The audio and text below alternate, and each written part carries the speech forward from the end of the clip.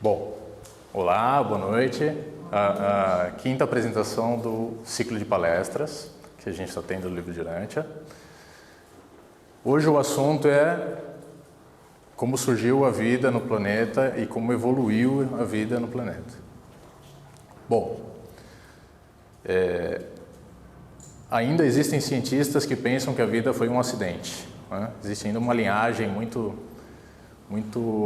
engessada que ainda acredita que aqui é o único planeta que tem a vida, né?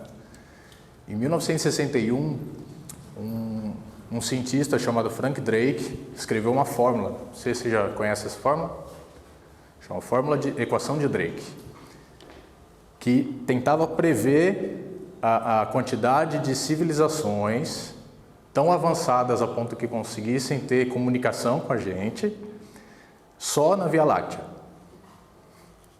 Essa equação de Drake tem vários cientistas que tentam desqualificar ela, porque a maioria dos números que são utilizados nela são conjecturas, tá? Mas essas conjecturas, a mais pessimista, encontra 1000 civilizações na Via Láctea. A meio termo, 100.000 civilizações. E a mais razoável, não tem nada de tão absurdo, 36 milhões. Só que hoje em dia, com a ciência mais atual, com o estudo dos exoplanetas, que são planetas parecidos com a Terra, que só nos últimos 5 anos já se descobriu um monte, né? Com técnicas novas, satélites novos, dá para ver que a vida não é um acidente, né? Que realmente devem existir outras civilizações por aí. O livro de Urantia nesse quesito ele é realmente uma revelação, porque ele mostra e detalha com uma autoridade incrível, com uma descrição detalhada, todo o processo de implementação de vida nesse planeta, que é muito similar ao que é utilizado em outros planetas, tá? Com algumas variações que são únicas desse planeta que a gente vai ver. Eu queria começar por aqui, o que é o livro de Urantia. Bom, cada leitor vai explicar de um modo distinto o que é o livro de Urantia. Hoje a gente tenta fazer, o que a nossa ciência tenta fazer é isso. Tentar achar a nossa história através de peças totalmente desligadas, coisas que a gente não tem entendimento, partes incompletas da história, tá? E a ciência ainda é muito falha.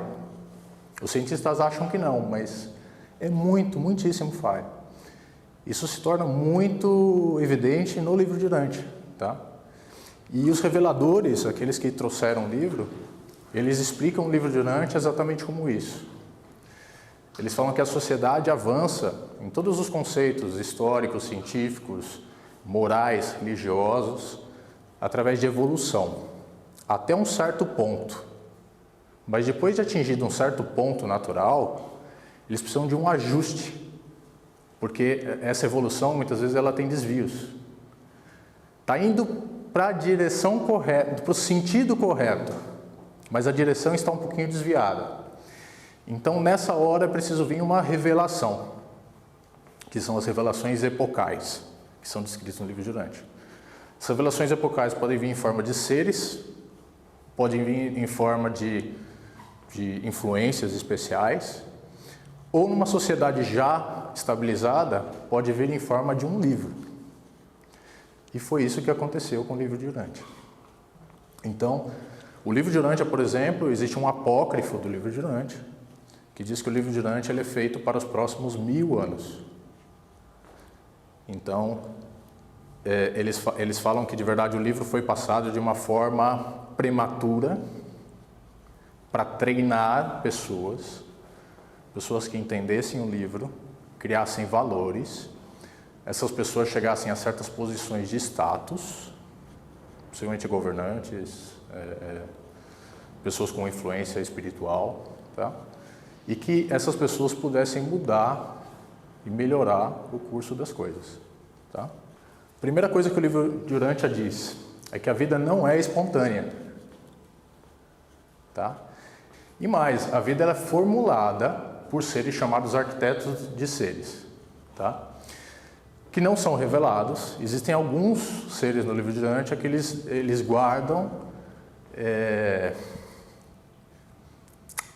a reserva, mantêm a reserva de não explicar esses seres. Pode ser porque realmente não foi dada a permissão para explicar eles, alguns seres sim, são assim no livro de Dante, ou pode ser que nem mesmo eles, os reveladores, conheçam esses seres. Eles conjecturam que eles existem ou saibam que eles existem, mas não sabem muito bem o que eles fazem. Tá? E a vida surge nos planetas por importação ou através dos portadores da vida. Interessante, importação. Importação tem muito a ver com que hoje uma das teorias científicas diz que analisando alguns meteoritos, você parece conseguir identificar fósseis de bactérias e amebas, né? E eles acham, uma das teorias é que a vida em Urântia poderia ter vindo assim. Então, um meteorito caiu aqui com um desses fósseis. Um meteoro, ele é muito gelado, ele está no espaço, né? Então ele mantém essa vida como como é que eles chamam? Criohibernação, né? E aí a vida se criou aqui porque existiam componentes, água, etc., para fomentar essa vida. Tá? Bom, os seres que portam a vida são esses chamados portadores da vida. Em Nébano existem cerca de 100 milhões deles. Tá? Eles são dirigidos por Gabriel, que é o executivo primeiro do universo, tá? É o primogênito do universo. O pai Melquisedeque, que é um mestre, né? E Nâmbia, o portador da vida original de Nébano, o primeiro portador da vida. Tá? Os portadores da vida são seres trinos, de origem trina. Tá? Eles são criados a partir do Filho Criador, do Espírito Materno do Universo. Bom, praticamente todas as ordens são criadas a partir desses dois, certo? Dentro do Universo. Só que participa da criação deles um dos 3 anciões dos dias que presidem os destinos do super-universo envolvido. Tá? Os anciões dos dias, eles são governantes dos super-universos, eles estão acima do que é o Filho Criador, né? Bom, o interessante é isso, também a vida não é transplantada de universos a universo. É tomado um projeto, os portadores parecem ser aqueles que pegam toda a matéria inorgânica e projetam ela de uma forma onde ela vira uma matéria inorgânica reagente a certas influências que fazem com que ela crie vida. E elas ajustam essas matérias inorgânicas a partir desses projetos. Bom, como é que acontece esse sopro de vida? Pegar a matéria inorgânica e transformar em matéria viva, em seres vivos. Tá? A centelha vital é conferida por intermédio dos portadores da vida, mas não por eles. Não são eles que iniciam a vida nessa matéria. Eles supervisionam essas operações formulando o próprio plasma de vida, mas é o espírito materno do universo que provê o fator essencial do plasma de vida. Quem sustenta a vida é o espírito materno de cada universo e toda forma de vida existente. Tá?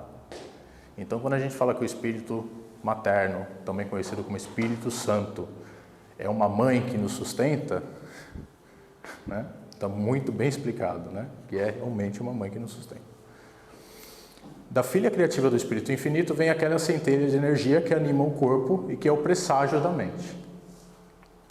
Os portadores da vida são presenças vivas, catalíticas, que agitam, organizam e vitalizam os elementos, até então inertes da ordem material de existência, essa matéria inorgânica.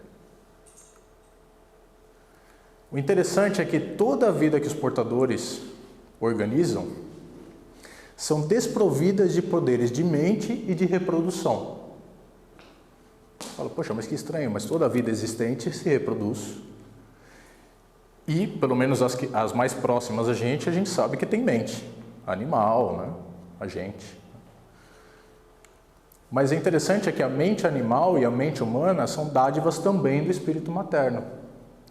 Assim como a capacidade da criatura que tem de se reproduzir. Bom, em todo o sistema de Satânia, há apenas 61 mundos semelhantes a Urântia, planetas decimais. A maioria dos mundos habitados são provados povoados por modelos de vida padrão bem estabelecidos. Todavia, um mundo entre 10 é designado como planeta decimal, e aí é permitido efetuar certos experimentos para aperfeiçoar o padrão de tipos de seres vivos no universo. Entendam bem, é uma tentativa, não quer dizer que eles vão acertar, tá? É uma tentativa. Bom, como a vida é organizada? Isso aqui a gente conhece, né? São os cromossomos, né? Eles falam que a organização da vida é caracterizada pelos números 3, 7 e 12, números cabalísticos, né?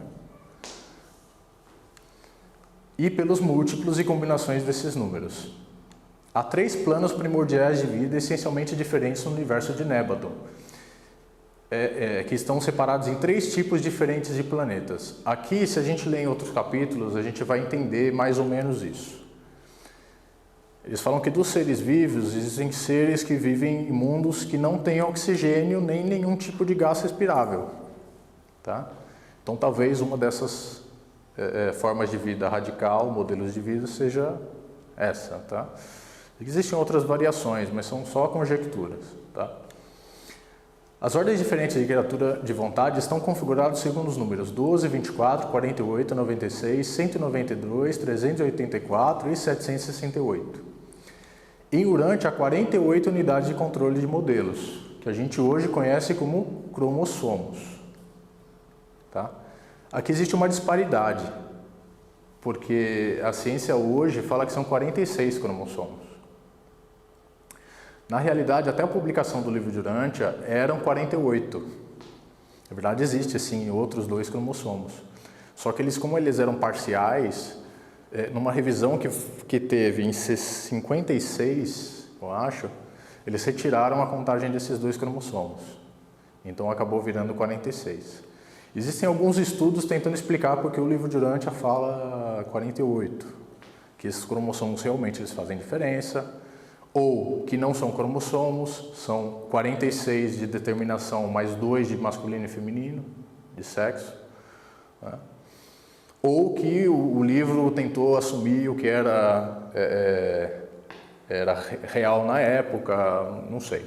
Tá? Isso aí é um ponto de estudo, só esse tema. Né? Bom, vamos começar a história aqui desse planeta. Tá? Tudo começa há 1 bilhão de anos. Gente, existe toda uma história geológica atrelada à criação e à implementação de vida. Eu, sinceramente, não tive como colocar essa história geológica aqui, porque só isso ia dar outra apresentação. Que seria muito interessante para pessoas que estudam rochas, que estudam metais, etc., porque o livro explica muito de rochas, metais, minérios, né? Mas eu só coloquei algumas coisas aqui que são chave para a gente entender. Tá? Há 1 bilhão de anos, o planeta Terra atinge aproximadamente o seu tamanho atual e é colocado nos registros físicos de Nébadon e é dado o nome de Urântia. Tá? Foi há 1 bilhão de anos. A história geológica começa quando a crosta terrestre se resfria e é formado o primeiro oceano que cobria todo o planeta com uma profundidade média de quase 2 km e consistia de água doce. Não era água salgada. Então é um planeta todo de água. Seria mais ou menos parecido com o Netuno, que é azul, né? Todo azul. Bom, a escolha. Há 900 milhões de anos, chegou a Urântia um grupo de exploração de Jerusalém é a capital do nosso sistema, para avaliar o planeta sobre a sua capacidade de abrigar a vida. A comissão constituída de 24 membros, portadores da vida, filhos Ladonodex e filhos Melquisedex, Serafins e outros. A comissão retorna apresentando ao soberano do sistema, que era Lúcifer, um relatório recomendando Urântia como planeta para a implementação de vida experimental. Ou seja, já pensaram em vida experimental, planeta decimal, desde aquela época. Urântia é registrado como um mundo decimal e os portadores da vida são notificados e começam a projetar os planos de vida para o planeta. Bom, como é um planeta de experimentação, possivelmente os planos de vida eles pegaram algumas bases e modificaram. Tá? Planejando o que seria implementar aqui.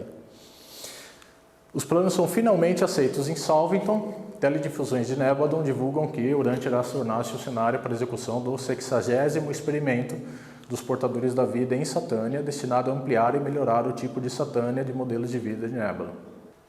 Bom, preparação do plasma. Há 600 milhões de anos é chegada a Comissão dos Portadores da Vida, enviada de Jerusalém para os estudos das condições físicas do planeta para dar início à vida. Os portadores projetam um padrão de vida baseado no cloreto de sódio. Isso é bem conhecido, né? Assim, nenhum passo foi dado até que as águas dos oceanos se tornassem suficientemente salgadas. O tipo antiona de protoplasma pode funcionar apenas em uma solução salina. A gente sabe muito bem que nosso sangue tem soro. E esse soro fisiológico tem sal. Então, a gente conhece isso e a gente sabe que todas as formas de vida têm cloreto de sódio como base. Bom, finalmente a implementação da vida acontece há 550 milhões de anos, onde o corpo de portadores da vida retorna à Urântia e, em cooperação com os poderes espirituais e as forças suprafísicas, organizam e iniciam os modelos originais de vida e fazem 3 implantações originais, idênticas e simultâneas de vida, sendo chamadas de Central ou Eurásia Africana, a Oriental ou Australásica e a Ocidental, que abrange a Groenlândia e as Américas. Todas feitas em lagos abrigados, baías abrigadas, nessas aberturas que iriam se tornar esses continentes.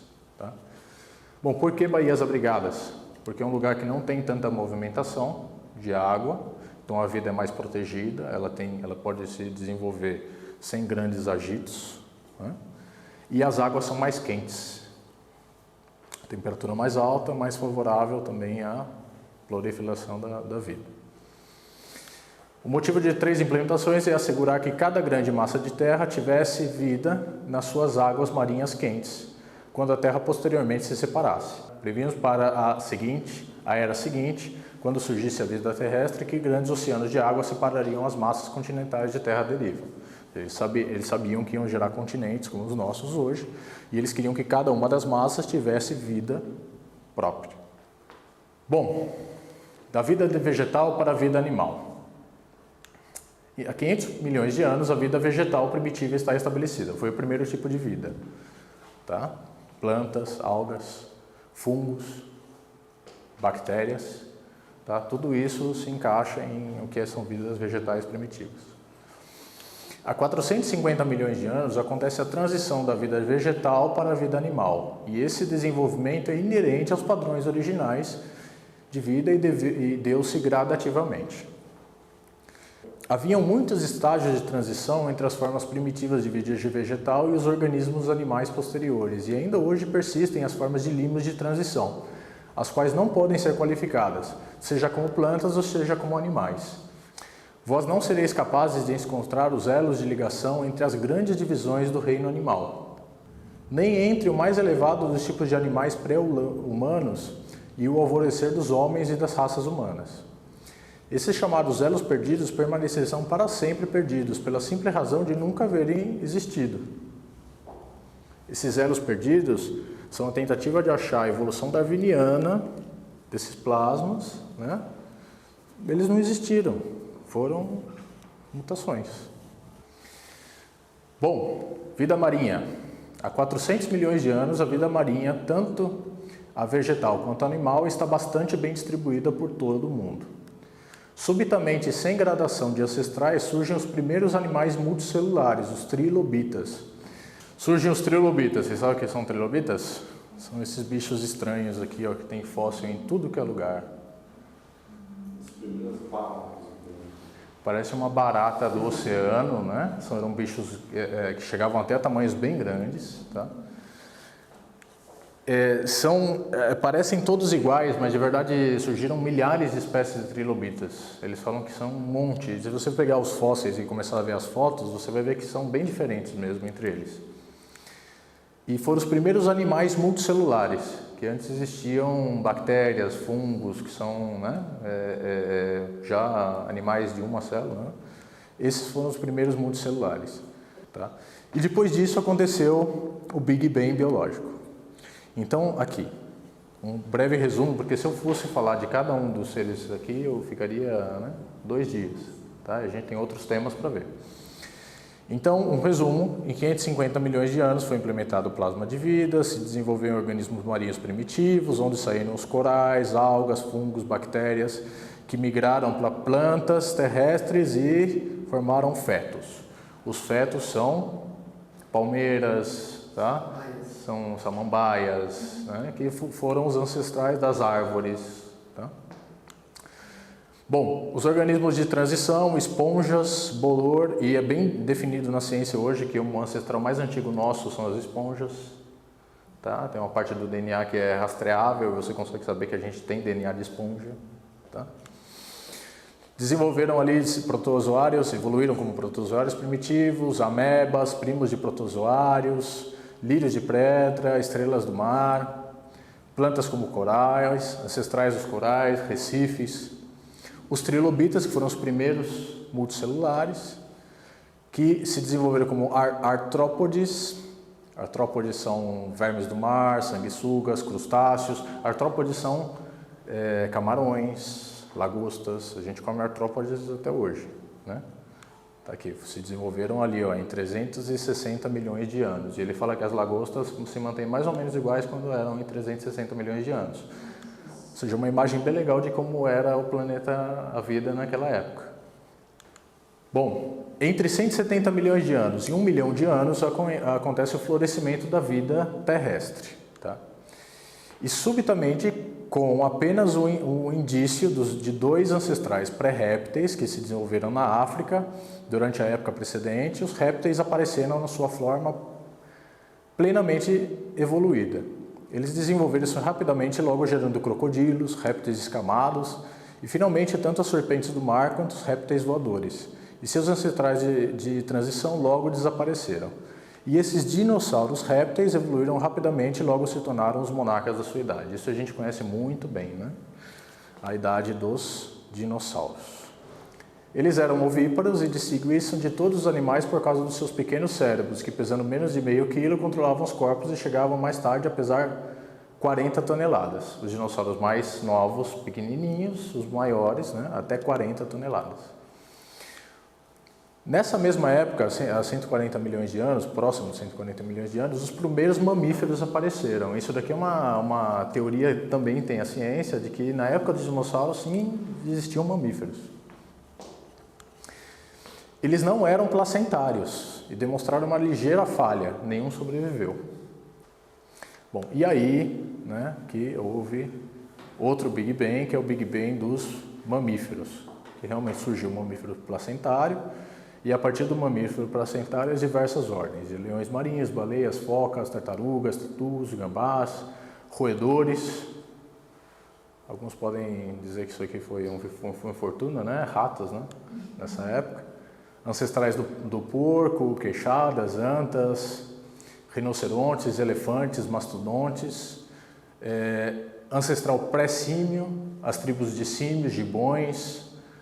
Criaturas similares ao macaco, que várias delas foram extintas, tá? São mamíferos de transição, que a gente fala, tigres, panteras, raposas e animais de casco, todos os animais de casco.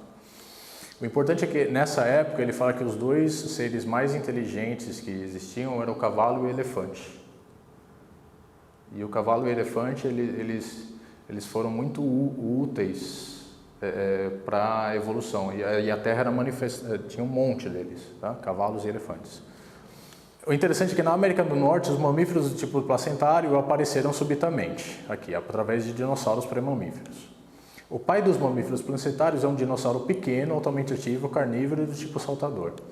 Os instintos mamíferos básicos começam a manifestar-se nesses tipos primitivos de mamíferos. Os mamíferos possuem uma vantagem imensa de sobrevivência sobre todas as outras formas de vida animal, pois eles podem gerar uma progenie relativamente madura e bem desenvolvida, nutrir, educar e proteger a sua progenie e cuidar dela com uma atenção afetuosa, empregar a capacidade superior do seu cérebro para autoperpetuação, utilizar maior agilidade para escapar dos inimigos e aplicar a sua inteligência superior ao ajustamento e adaptação ambiental. Ou seja, parece que toda a ordem de inteligência, de vida mais evoluída parece nascer de formas de mamíferos. 50 milhões de anos. O ancestral imediato da humanidade foi um lêmure primitivo, do tipo ocidental ou americano tardio, reforçado por uma descendência de implantação evoluída na África. Um lêmur. O pessoal acha que não, que era um gorila, né? Alguma coisa assim. O interessante é que foi descoberto em 2009 esse fóssil que eles chamaram de Ida, de 47 milhões de anos, condizente com os 50 que ele está dizendo. E eles fizeram um estudo a partir da mão desse lêmur e chegaram à conclusão de que esse é o elo perdido entre os animais e o homem. Bom, a evolução do ancestral real do homem aconteceu há mais ou menos 1,5 milhão de anos. Tá? Ligeiramente no oeste da Índia, os mamíferos precursores do homem subitamente apareceram. Eles falam que foram 3 mutações consecutivas em pouco tempo. Tá? Esse pouco tempo vocês vão ver que é alguns 1000 anos, que dentro de milhões de anos, eles falam que são consecutivas e súbitas. Tá? É um período muito pequeno.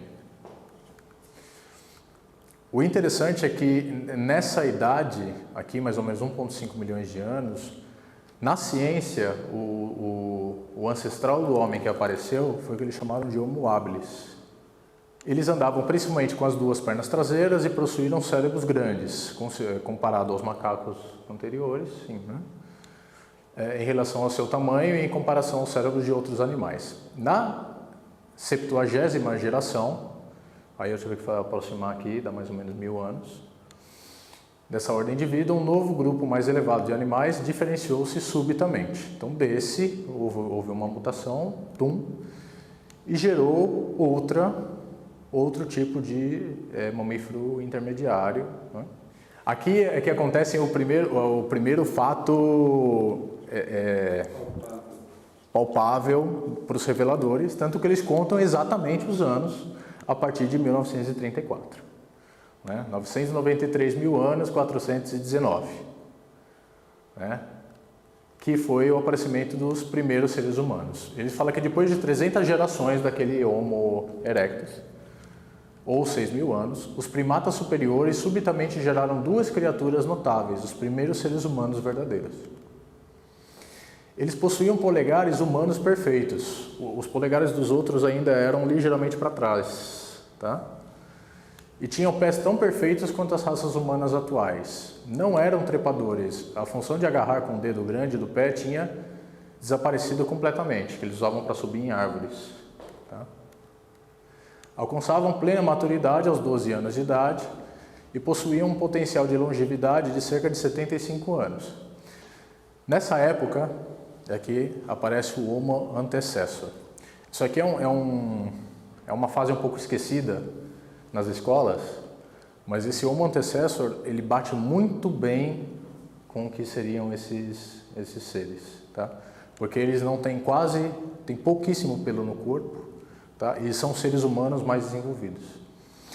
Em alguns estudos eles chamam de pré-Homo sapiens, também é chamado de pré-Homo sapiens, esse Homo antecessor. Decisão de partir. Foi um dia memorável em Urântia, quando o nosso pequeno grupo reuniu-se perto do Polo Planetário de Comunicação Especial e recebeu a primeira mensagem de Salviton. Até essa hora o planeta estava isolado. Tá? E foi aí que foi aberto um canal de comunicação extraplanetária para esse planeta. Sobre o circuito de mente recentemente estabelecido no planeta. Esse circuito de mente é onde vinham essas transmissões.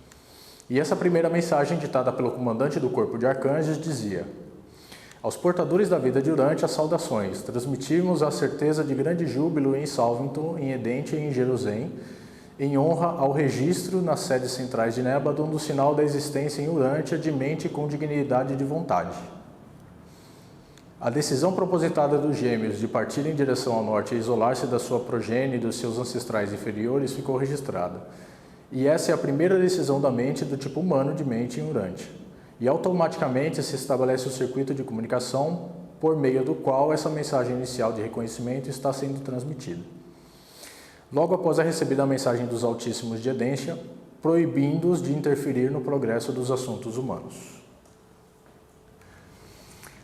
Bom, esse é o aparato de tudo que a gente viu com o livro de Urântia e com o que a ciência tem até hoje.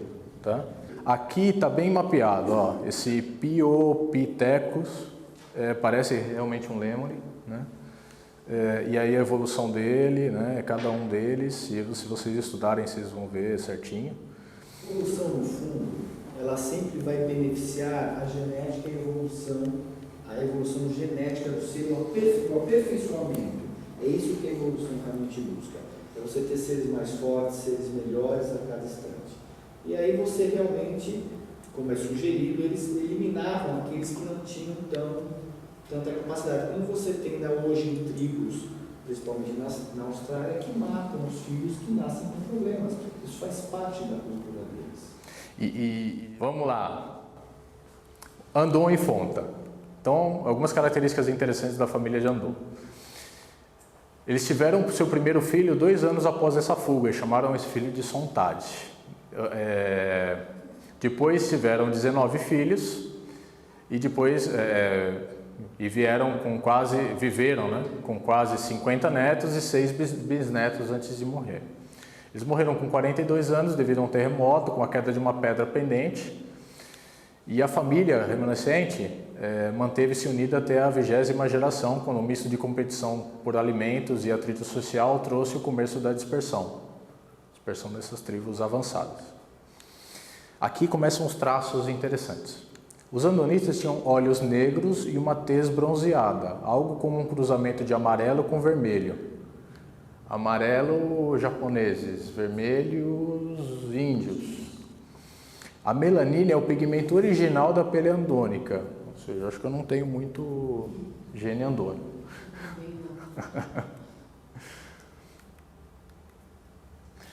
Eles não eram tão sensíveis à dor como muitos dos mortais mais recentes. O parto dos filhos não era uma prova tão dolorosa, nem tão angustiante para a Fonta ou para a sua progênie imediata. Isso aqui é curioso, porque muitas vezes é complicado, né? O curioso aqui é que os portadores dizem que em vários traços, Andon e Fonta foram os seres humanos mais notáveis que existiram. E que muito da sua progênie foi inferior a eles próprios. Então, eu acho que seria muito interessante ver Andon e Fonta como eles eram realmente, né? E ver esses traços. Mas o interessante é que alguns traços humanos eram bem evidentes nessas tribos andônicas, que a gente chama de toda a progênie de Andon e Fonta, tá? Os andonitas. E o livro de Urântia tem uma explicação muito plausível para isso, muito. Eles falam que é normal nos mundos surgirem depois de essa raça andônica, nos mundos onde é implementado vida humana, essa raça andônica, ela é conhecida, ela existe, ela geralmente é a primeira raça que aparece. Depois, com o tempo, surgem raças de cor, que eles chamam de raças Sanjik, e são 6 raças, 6. Na maioria dos planetas normais, essas raças elas surgem, as Sanjiks são divididas em dois segmentos maiores, chamados raças Sanjiks primárias e raças Sanjiks secundárias. Geralmente nos planetas surgem as secundárias primeiro, elas são mais avançadas do que as raças andonitas e elas, aos poucos, elas fazem com que a raça anterior seja evoluída, tá? E depois as primárias que vêm e evoluem ainda mais, tá? Que são as raças primárias, tá? Bom, as raças do tipo vermelha são primariamente os índios americanos, tá? E algumas raças vermelhas se miscigenaram com os amarelos, que formaram os índios da região andina e os índios brasileiros, tá? São misturas de vermelhos com amarelos. Os amarelos são os chineses, os mais puros são os chineses, os japoneses já são um pouco mais miscigenados. Os azuis hoje não existem como raça muito pura. De verdade, no site que eu fiz essa pesquisa, fizeram uma pesquisa muito boa sobre isso, eles dizem que só os bascos são os mais próximos ao homem azul original. São os bascos.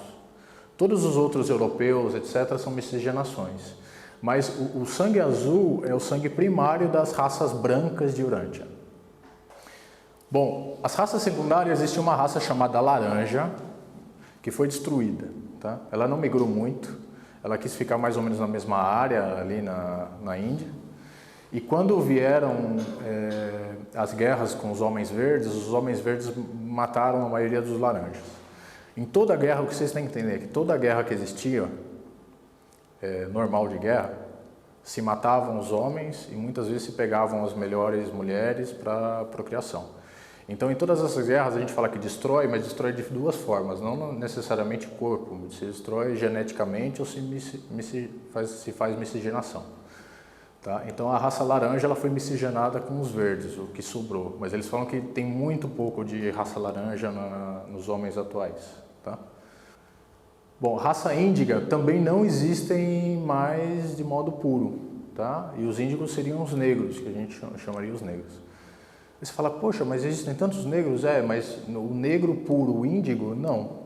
O índigo ele foi miscigenado tremendamente com os laranjas e com os verdes. Tá? E hoje o índigo que a gente conhece é isso, é uma miscigenação desses. Tá?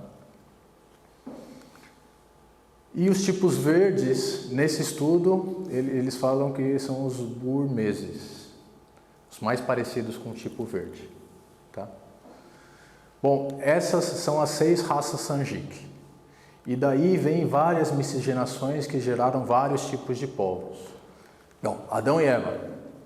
Há 37.848 anos, antes de 1934, chegaram ao Oriente importados de Jerusalém, Adão e Eva, seres da raça violeta, outra raça, para viverem no Jardim do Éden, previamente preparado para sua chegada. Van e Amadoma tiveram por mais de 200 mil anos a posse da árvore da vida de Dentia, que foi transportada para o jardim localizado numa área submersa no atual Chipre. A ilha do Chipre, que está aqui, nessa época, 35 mil anos atrás, o Estreito de Gibraltar era fechado. E tinha duas questões interessantes. O mar Mediterrâneo era muito mais baixo do que é hoje, e existia uma ponte de terra que ligava a Sicília ao Egito. Bom, Adão e Eva tinham quase 2,5 metros de altura. Eles tinham olhos azuis e cabelos claros. A sua progenie tinha cabelos castanho claro, loiros e ruivos. Tá? E aí explica, né, a linhagem ariana que se fala, né?